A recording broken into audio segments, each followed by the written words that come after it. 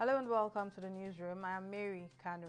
The Christian Association of Nigeria, CAN, has called on the federal government and the Inspector General of Police, Adamu Mohammed, to intervene in the ongoing violence over the hijab policy, which, according to the association, has led to violence and bloodshedding in Kwara State.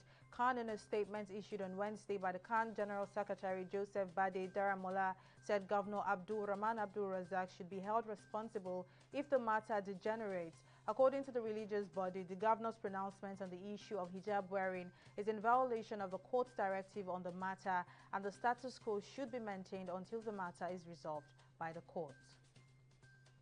The Chief of Air Staff, Isiaka Amao, has vowed that kidnapping and banditry in the northwest will soon be over. Speaking during an operational visit to the Nigerian Air Force base in Kaduna State, Amao warned criminals to prepare for the war, saying the military would go after bandits and kidnappers in line with President Muhammadu Buhari's directive to bring back sanity and allow farmers to go to their farms without fear.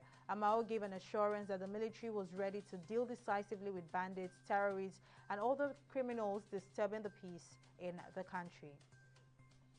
The 10 members of staff of the Federal Airport Authority of Nigeria who were abducted by bandits on the 6th of March at the Kaduna Airport Staff Quarters, Ifira, Igabi local government area in the state have been rescued by the Nigerian military.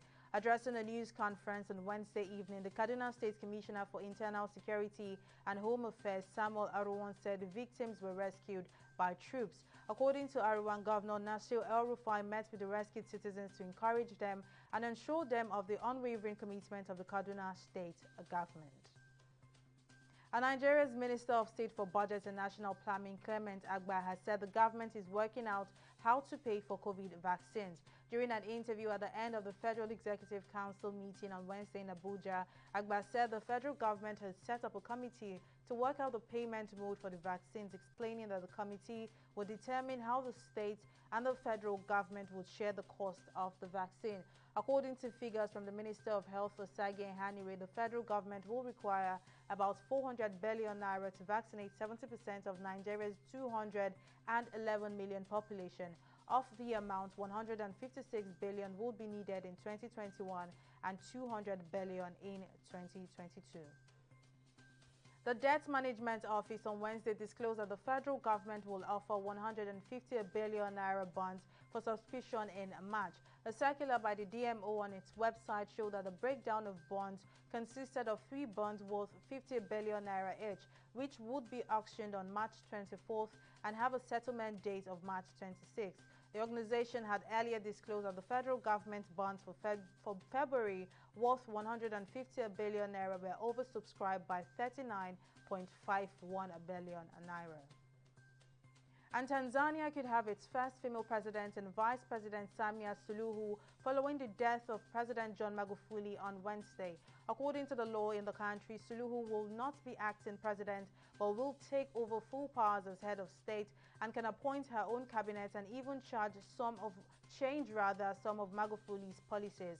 She's expected to be sworn in within the next 24 hours, and after she is sworn in, Suluhu will become Tanzania's first female president and also the first in East Africa. And in sports, Enyimba Football Club's quest for a first Confederation Cup title got a little setback on Wednesday in Soweto, where the People's Elephant lost 1-2 to Orlando Pirates. Orlando Pirates secured their maiden win in Group A of the CAF Confederation Cup when they edged out Enyimba FC. The result saw Pirates climb up to the top of the group standings, while Enyimba slipped down to second place with 4 matches left. And that's all on the newsroom. We will be back at the top of the hour with more updates. Many thanks for watching.